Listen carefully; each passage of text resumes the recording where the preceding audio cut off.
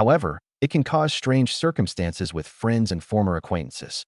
You could see former schoolmates in the tavern. Invite everyone to drink. Stingy people buy one for themselves if they don't buy everyone else. The lonely brain behind Def Leppard's greatest hits, Steve Clark. He was never the center of attention and never held the lead microphone. If Def Leppard was an 80s rock machine, Steve Clark was its calm heart. He wrote iconic riffs for Photograph, Foolin', Pour Some Sugar on Me, and Love Bites. Steve, the riff master, never had to brag. He let his guitar speak. Steve brought those songs out of the shadows while the world celebrated pandemonium and pyromania. From sleepless nights of drink and doubt to the global stage. But how much is genius worth? When your best friend quits drinking, you're alone. Never realized childhood anguish. Getting up in rehab with broken promises. At 30, he dies quietly on a sofa. Stephen Clark didn't die from lack of talent. He died because the world never had time to understand him or he never let anyone see him. This is the story of a great artist engulfed by his music and darkness, who never aged but left a lasting legacy. Do you remember a riff that tightened your chest? That could have been early Steve Clark. Stephen Maynard Clark was born on April 23, 1960, in Wisewood, a working-class district in Sheffield, northern England, the former steel center of Europe. His parents were Barry Clark, a quiet but stern cab driver, and Beryl Clark, née Kingham, a homemaker who kept traditional family values with care and discipline. He was the second of 3 sons. Steve didn't live in poverty, but he didn't get acknowledgement from his father, whom he most wanted to please. Steve, a sensitive and artistic man in a brutal environment, learnt to cover his scars. His peaceful, introverted nature led him to music as a sanctuary. His music enthusiasm began early. Steve was 6 when his mother took him to see Cliff Richard in the Shadows, an event he would always remember. The real beginning came when his father gave him his first guitar at age 11 on the condition that he learn it properly. Steve took a year of classical guitar tuition, early evidence of his discipline and determination. He changed after hearing Led Zeppelin's debut album at a friend's house. Jimmy Page was an invaluable role model from the first notes, and Steve understood he wanted to live in music, not simply play guitar. Steve liked classic rock's depth, structure, and intricacy, unlike many punk kids.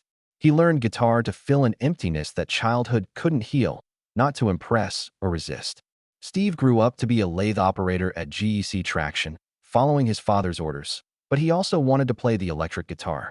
The paradox between a harsh upbringing and a gentle heart formed Steve Clark's complicated artistic personality, proper yet rebellious, sensitive yet stern, and always motivated to establish his worth, even when no one asked him to. Steve left the industry and entered rock history after a chance meeting at technical school. That route was never easy. Early career Steve Clark was a shy young guy from Sheffield's industrial belt who worked as an apprentice at GEC Traction, surrounded by lathes and machine oil. Steve was responsible, hardworking, and on pace for a successful engineering career, according to his coworkers. He alone knew that every night after work, he would sit in his room and play the guitar. Realities and rock and roll dreams often collided. Steve met Def Leppard founder Pete Willis at the local technical school, which trained steel workers. Willis was looking for a second guitarist for his inexperienced band. Pete approached Steve as he focused on a guitar book and asked, "Do you play?" Invited him to try out. Steve declined, missed the first audition. He still considered music a secondary passion that could not compete with a technician's career. But fate resists. Pete and vocalist Joe Elliott saw Steve at a Judas Priest event. They wouldn't accept no this time. Steve entered the rehearsal room with a low-slung Les Paul clone, long, untidy blonde hair, and a faded denim jacket. He then played the full Lynyrd Skynyrd Freebird solo, without a backing track. Everyone froze. Joe Elliott later said, "I thought, we can't allow this person get away." Def Leppard, then a schoolboy band playing covers in Sheffield venues, signed Steve Clark in January 1978. Steve and Pete Willis rapidly became the group's first guitar combo, sharing lead and rhythm duties. Steve's melodic, disciplined style contrasted with Pete's raw spontaneity. Steve was more than a guitarist. He showed great songwriting talent. His early riffs established Def Leppard's characteristic sound, catchy yet complicated, polished yet emotional. His influence was so significant that the band soon signed with Phonogram, commencing their professional music career. Steve Clark went from a steel town lad nursing fantasies after factory shifts to a path of no return, a route for those who play and create songs as if it's the only way to survive. and one riff, one explosive moment, changed an entire band's history. Career apex. There was more to Def Leppard's 1980s golden age. They were also when Steve Clark left the greatest mark on current rock. From 1980's On Through the Night to 1981's High and Dry, 1983's Pyromania, and 1987's Hysteria, Steve was the band's main songwriter, writing over 90% of their work. Steve blended genuine emotion with organized precision. He wrote to move, not shock. Although his riffs weren't technically impressive, they lingered and seemed like pieces of his soul. Def Leppard stood out from their peers because of that. After Pete Willis was sacked for drinking in 1982, Def Leppard hired Phil Collen, a jazz and fusion-influenced guitarist with speed and precision. Steve's classical, somber architectural style and Phil's impulsive, speed-driven style were the right balance. The Terror Twins were renowned artistic partners, and real-life pals bonded in ways logic couldn't explain. They seamlessly swapped lead and rhythm parts to create Def Leppard's distinctive sound, creating thick, polished, epic guitar layers. Steve was at the center of every song, which blended technique, emotion, intellect, and wildness, always looking as if composing life's symphony. However, another Steve Clark appeared offstage, silent, self-destructive, and alone. Long tours generated more than applause. They brought nights of heavy drinking, reckless games, and empty quiet after the show.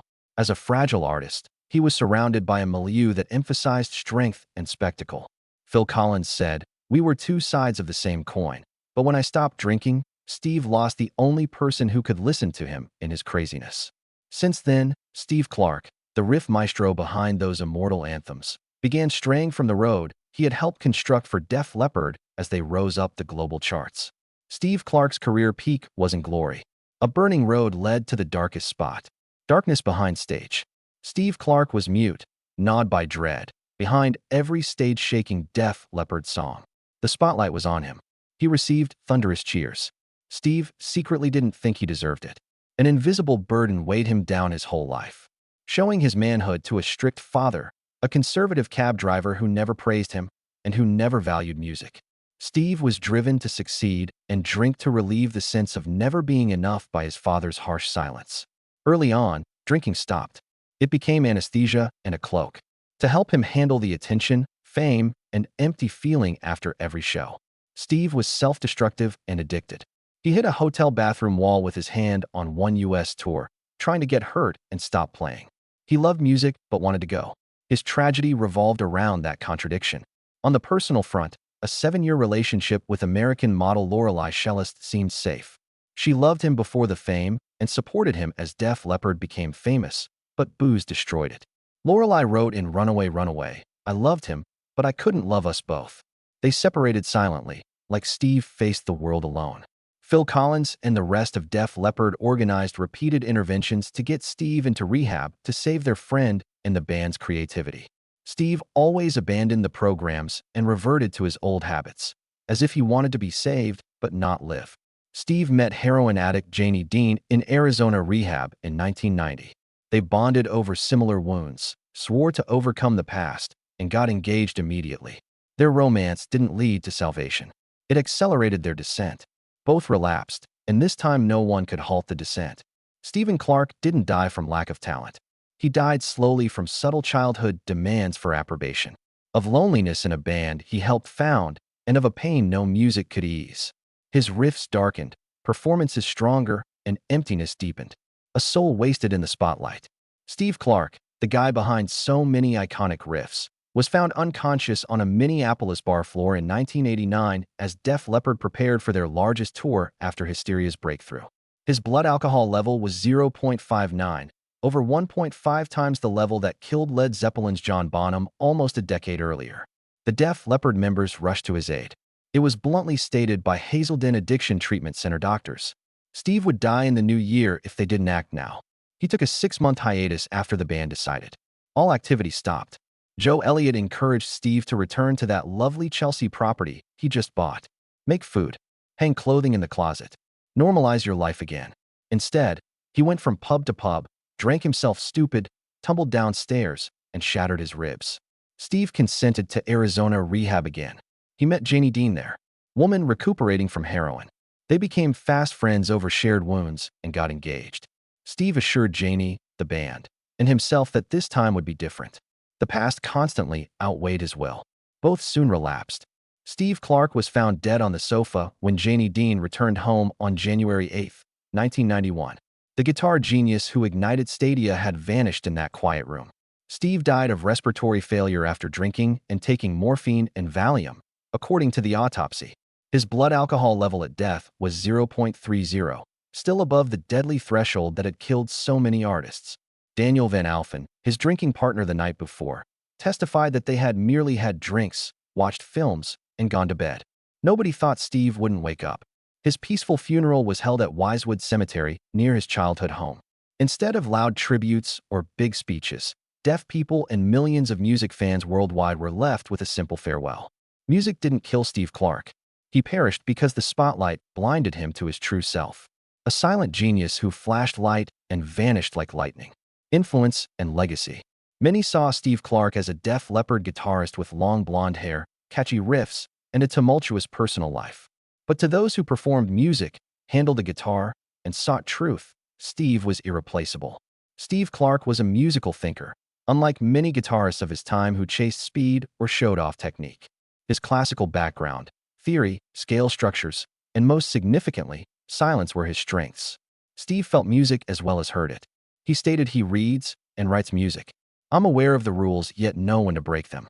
His attitude enables him to write extremely emotive guitar lines without overcomplicating them. He created the beautiful blend of technique and feeling that became Def Leppard's sound. The Gibson Les Paul became his signature instrument, so Gibson created a unique edition in his honor, an unusual tribute for someone still alive.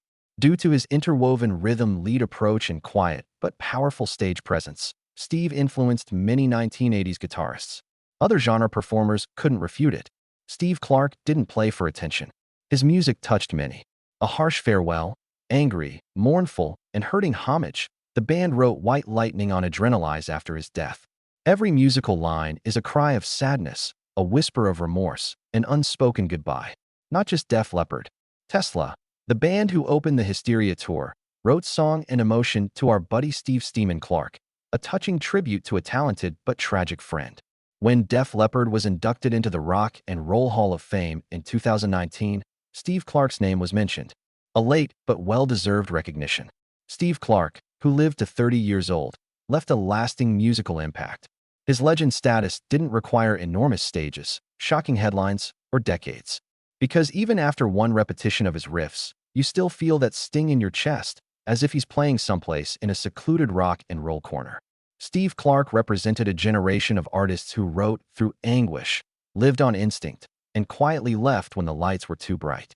He didn't need a big stage or applause to establish his worth because every melody he wrote spoke it all. He was gifted and fragile, which the actual world never protected. He died aged 30, leaving Def Leppard and millions of music fans worldwide with an unfillable emptiness. Steve Clark helped write 1980's most glorious rock chapter, from Photograph, Foolin', loved by its timeless riffs to Phil Collen's amazing synergy. Behind that creative brilliance was a soul that never healed from loneliness. Artists and spectators are haunted by him. Not all survive the applause-induced hush. Not everyone can handle the spotlight. Did you know Steve Clark before reading? Does he deserve more recognition than the world has given him? Post your thoughts below. If this story moved you, share it. Steve Clark should never be forgotten.